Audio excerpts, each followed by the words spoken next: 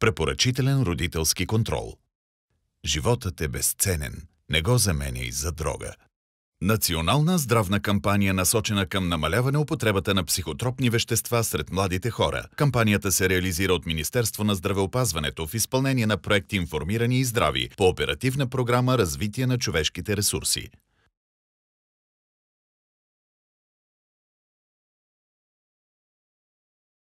Понякога човек прави страхотни глупости в живота си. Аз съм само 19, а вече 2 пъти съм искал да умра. Бях машина, бях и отрепка. Перпето мобиле и тъпо копале. Имах всичко и нищо. А сега съм малко луд. Опитах се да бъда бодър до смърт. Излъгах самия тялото си. Но в крайна сметка амфетите излъгаха мен. Как се случи това ли? Много просто.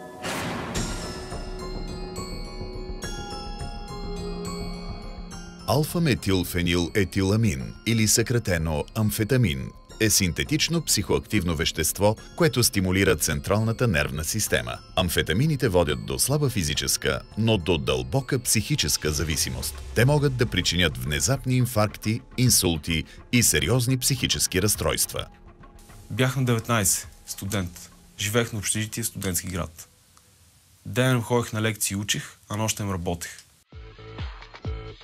Бях диджей в един клуб. Работата наистина беше супер, особено за човек като мен. Обичах нощния живот, електронната музика, купона. Не, че е лесна работа, но мен определено ме биваше. На всеки му се ще да застане зад пулта и мадайте му се лепят. Както и да е, аз си бях супер. Единственият проблем беше как да съчетая работата с ученето. Когато разбрах, че ще живея с него в общежитието, ми се стори, че има нещо странно в него. Направо си беше от качалка. Поредния, който е дошъл в студентски град само заради веселия живот. Скоро обаче разбрах, че не е така. Сашо учеше здраво, а нощен бачкаше в един клуб. Направо му се чудех как издържа. Издържах някакси. Външно се правих, че съм супер. Че това дето спя съвсем малко не ми е никакъв проблем. Обаче аз си знам как стояха нещата всъщност. Сутрин, като се прибирах, едвам се влачих от умора. Както и да е, щях да се справя някакси, ако не беше дошла сесията. Много скоро разбрах, че ако искам да оживея, ще трябва да се откажа от едното. Или работата, или ученето. Само, че не може да се откаже от нито едното. Трябваха ми и кинти, и образование.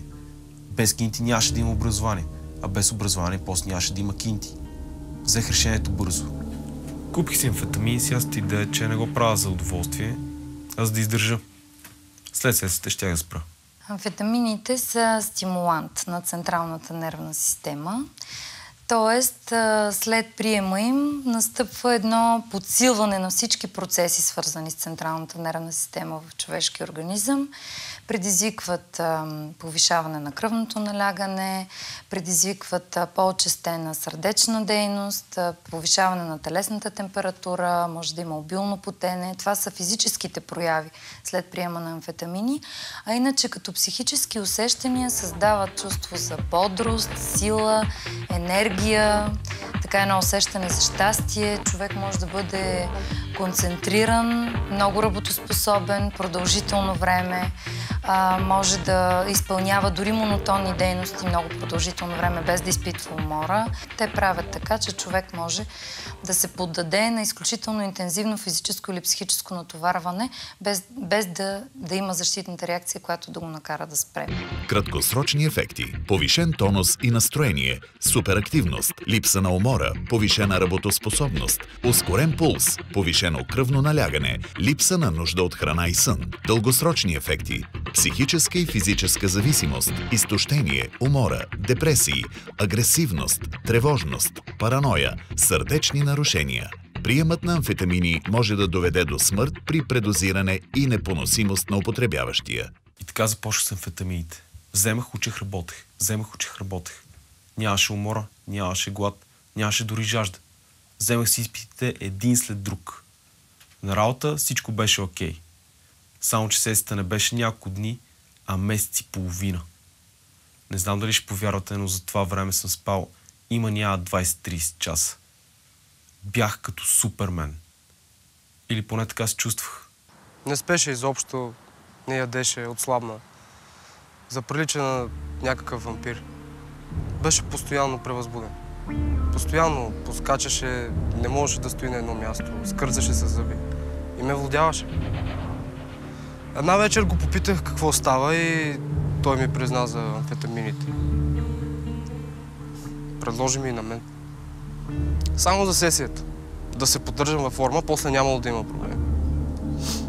След като свърши сесията, спрях с амфетите, както си бях обещал. Спрях и направо се размазах. Дена не можех да мръдна от леглото. Само лежах и спях. Вечер едва се надига за отида на работа, но и там беше тегъл. Нямаше настроение, нямаше фън. Хората ме дразниха.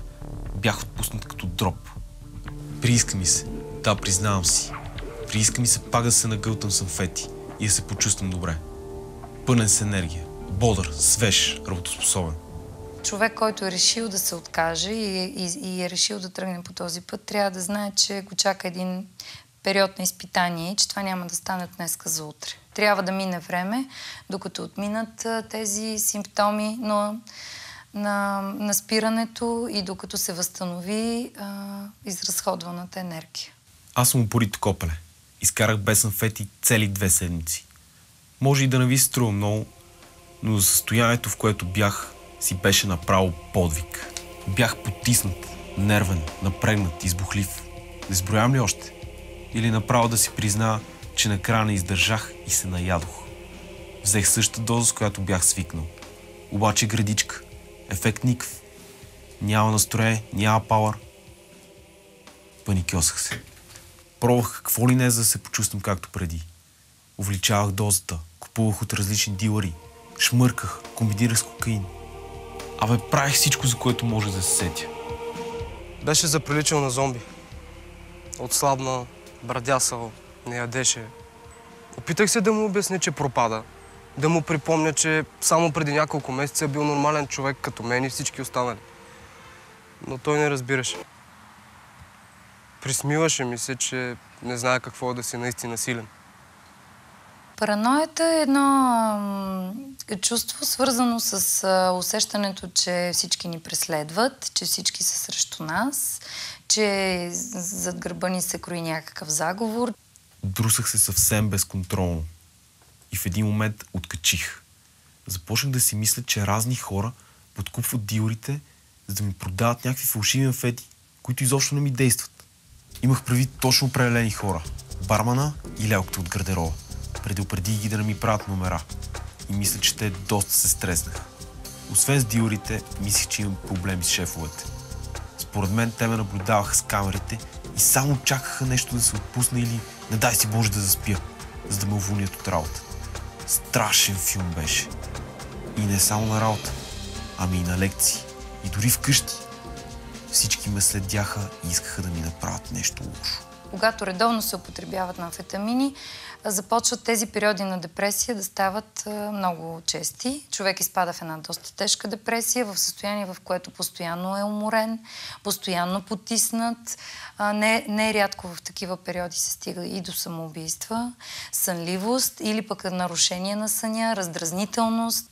Най-страшно стана, когато започнаха да ми се привиждат разни неща и да ми се причуват гласове. Не ми се ще да ви казвам какво точно виждах и чувах, но уверявам ви, беше много страшно. Разни чудовища и изроди ме заплашваха с какво ли не. Стигнах до психиатрията, където прекарах известно време. Прекъснах следването си, загубих работата си. Но въпреки това сега се чувствам по-добре. Защото започнах на чисто. Съвсем от начало. Защото живеем само веднъж. И защото на света има поне 1 милион по-приятни неща от друсането.